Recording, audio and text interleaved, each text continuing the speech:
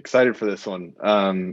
So digital infrastructure is a big topic to sort of invoke, and right off the top of this festival, I want to first rewind just a tiny bit to last year with Helsinki Fashion Week because I think it really gives us a nice jumping off point to the topic. So could you explain a little bit about what Helsinki Fashion Week is and the new shape it took last year? Absolutely. Thank you so much for having me here. So essentially, as you know, Helsinki Fashion Week supports only sustainable brands. They have criteria they have to fulfill and get selected to showcase their collections. So as a sustainable young brand, you don't have all the funds in the world. So effectively, you have to be creative and you have to create impact. And you don't have the funds, unfortunately, to have a fashion show under the Eiffel Tower. So what inspired me a lot was that, with digital tools, you can create narratives and stories that, you can actually build that Eiffel Tower or have your fashion show at Louvre without actually being there in person, So I think that is one of the most, or that was one of the most inspiring elements for Helsinki Fashion Week. And other than that, as you know, in Helsinki Fashion Week, we always experiment. We build an eco village. We always look for becoming more and more sustainable, whether it's about food or energy or traveling or waste or all of the things. So we found that digital tools can actually help us to actually reduce our carbon footprint even further. So actually in 2018, I think one visitor's CO2 emissions were about 300 CO2. But in Digital Village or during Digital Village, Helsinki Fashion Week's average visitor had 0.06 kilograms of CO2 emissions. And actually in Helsinki Fashion Week physical event, 90% of the emissions came from 20% of the visitors, and those came from abroad. So traveling, airplanes, yeah. So then fast forward to 2020 and, obviously things have really shifted, in the globe. And so you push that even further. Yeah. I mean, we reach over 500,000 people in 1 week. We earn over 3 million euros worth of earned media. I've actually never paid a penny for visibility in my entire life. So it was really nice to see how supportive, the media industry was. Obviously, they informed the masses, so that was really important for us. And, it was a tangible use case for Digital Village, and we realized that, actually this is something that should go on. And that's when I created Digital Village as a company in France. And we joined a startup program here in Station F. And it's been just amazing. And I'm super excited actually about it. We are too. With Digital Village, you're sort of positioning it as a metaverse, and you see a lot of potential with Digital Village in its sort of metaverse capacity. So I guess the first question and the question that everybody's asking each other right now is, how do you define or think about what a metaverse or what the metaverse is? Yeah, definitely. Great question. I think, a lot of people have difficulty in sort of understanding what Metaverse is, right? Everyone's like, so it's a second life. So it's a new version of Second Life. And I think timing is everything. And I say that because I believe that Metaverse is just a new form, a new shape of social media, a new form and new shape of the internet environment. And, even before Helsinki Fashion Week went completely 3D, I would literally walk across the world. I mean, not walk, but, be across the world and just put my hand through my computer and say, I want to enter the cyberspace. I want to enter the cyberspace. Internet is boring. It's ugly. It's unsustainable. I'm spending 9 to 10 hours a day online. And I want to decorate my internet, I want to feel good there. I want to be in control. I want to have agency.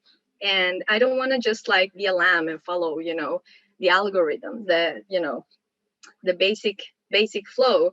So I was asking myself, what if we built the internet differently? What if we could enter it? What if we could explore spaces, and create communities?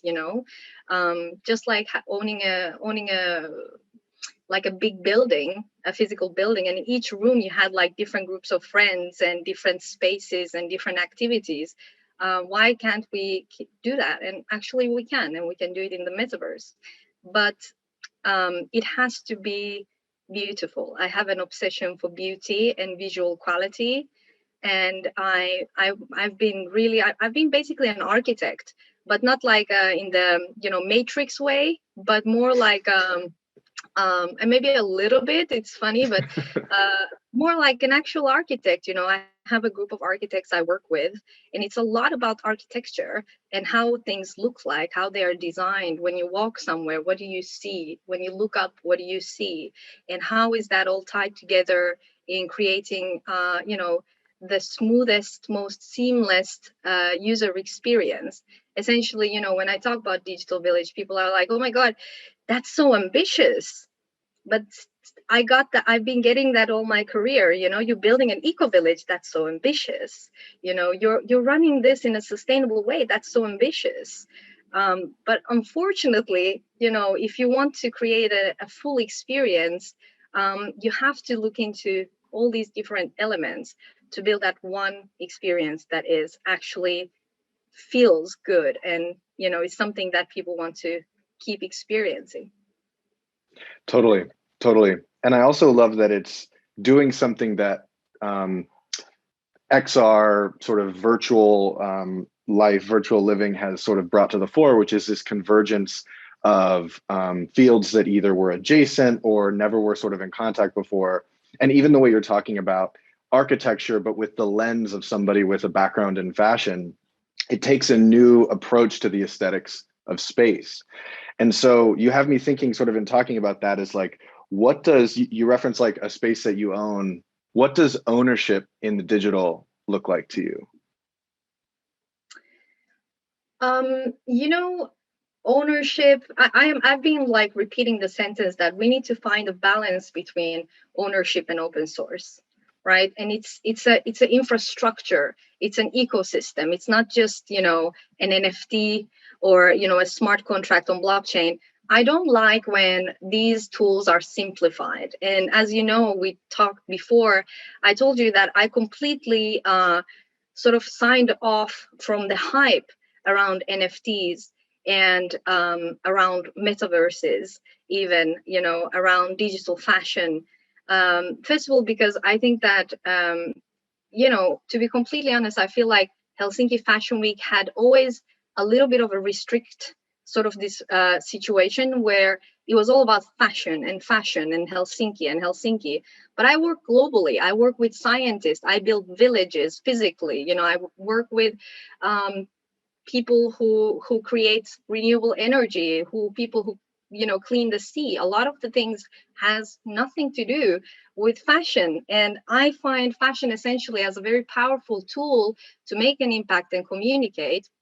But coming back to this hype, there are so many things to think about right now, from ethical use of data, from the actual user experience. What do you allow your user to do? What is their purpose on the platform? How is your marketplace connected to the metaverse? And how can the user actually have access to it? What they're able to do? You know what I mean?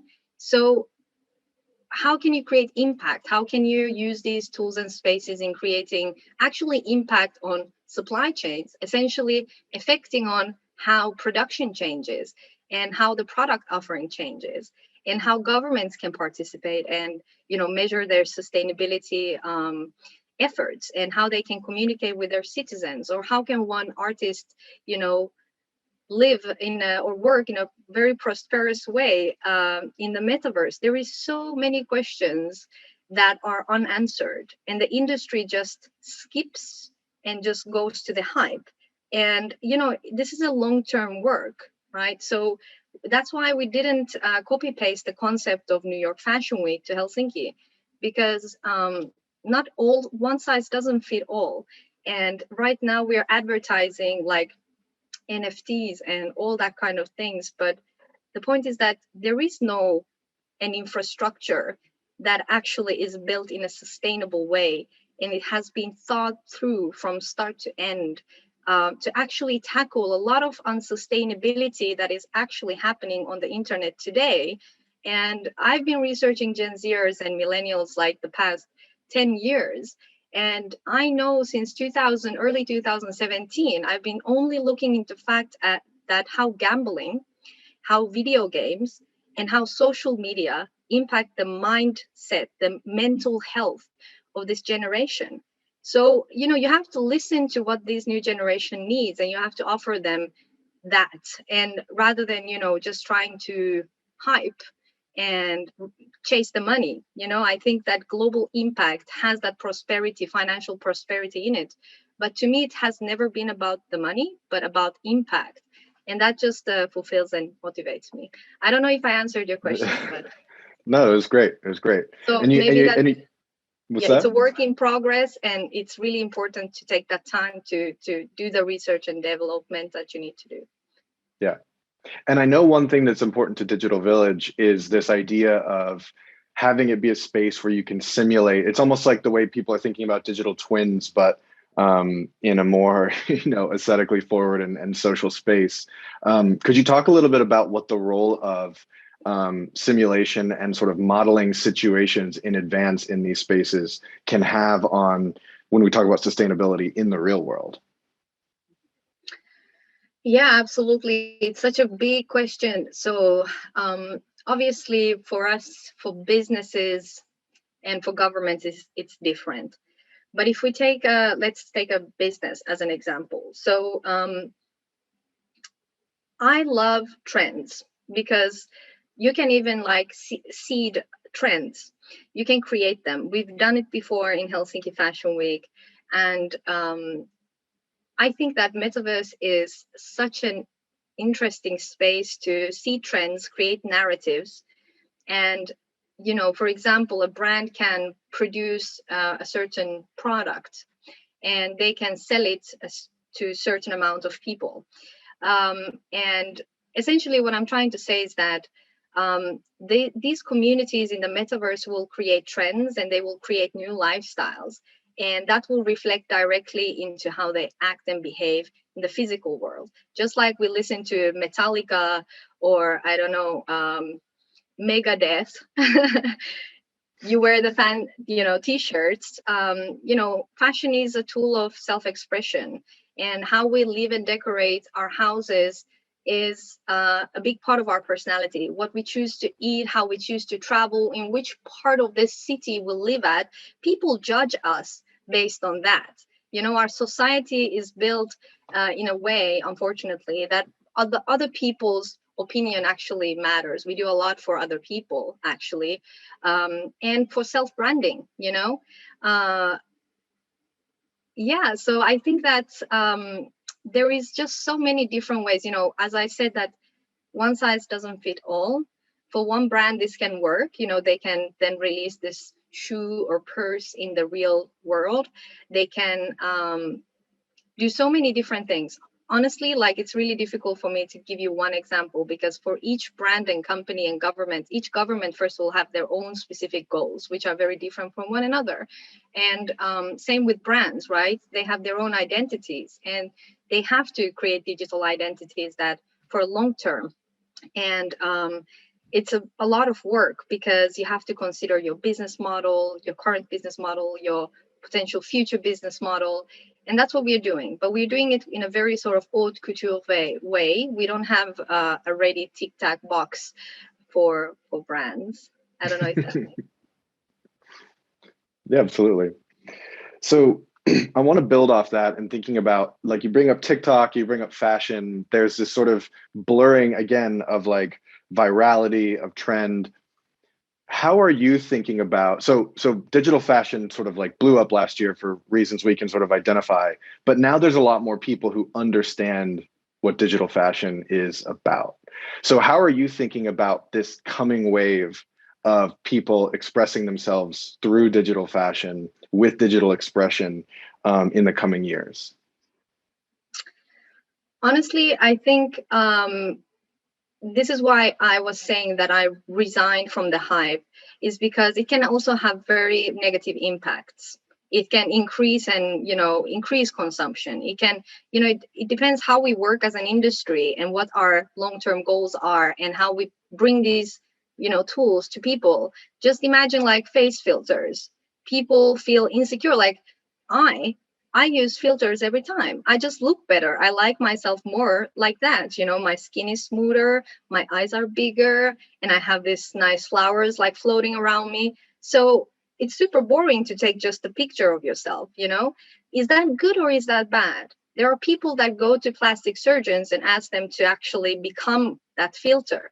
So is that good or is that bad? How do we need to educate people? How do we need to communicate to people about these new things? So I feel like the industry is neglecting these questions because they're boring. They require a lot of work and research. Um, so it's a bit disappointing, honestly. So I think we all should look into the impacts that it can create and tackle them. So that's why I'm going to be the boring one and to say that there are a lot of questions still, that a lot of elements that need working and needs to we don't have an industry standard. Like how do you create a value? How do you know how much your asset really costs? There is no supply chain for fashion, digital fashion. This is what I'm creating, and I'm creating it in a way that the physical fashion industry can easily adapt and can see a sustainable impact, right? So these are all really important elements to think about just in that part alone. And it really gets at this idea of infrastructure. Like in the real world, infrastructure can refer to, the materials used to build a building, the plumbing, da da da da. The infrastructure in the metaverse in so many ways is ideas based and thought based and research based. We have a little bit of time left, so I just want to, if there's any space for some of these other questions or concerns or sort of ethical realms that you're thinking about as it relates to the infrastructure of the metaverse that you'd want to leave folks with, food for thought style. Yeah, I would like to say that, Helsinki Fashion Week was completely a reinvention of what Fashion Week can look like. And so is Digital Village. It's just my way of doing things. The Village Protocol social graph interface for blockchain is something that came from the 2020 use case. We used blockchain. We said, okay, this doesn't work. It looks ugly and we need to do something about it because we need to use this technology. So you can take out what's out there, right? And you can completely reshape it and make it work for you. And I feel that there is, again, my message to everyone is that there is no one size fits all, but there is the experience. And essentially users will come back to the platform that makes them feel good, which doesn't actually exploit them, but it gives them tools and independency and ability to create and to be part of things. And I think that is the beauty of internet. And we can't just, cage people in closed places and force them to buy things and sell them more things. And yeah. All right. Powerful note to end on. Thank you, Evelyn, and everyone will be heading over to the hop in. The link is in the chat for Q&A.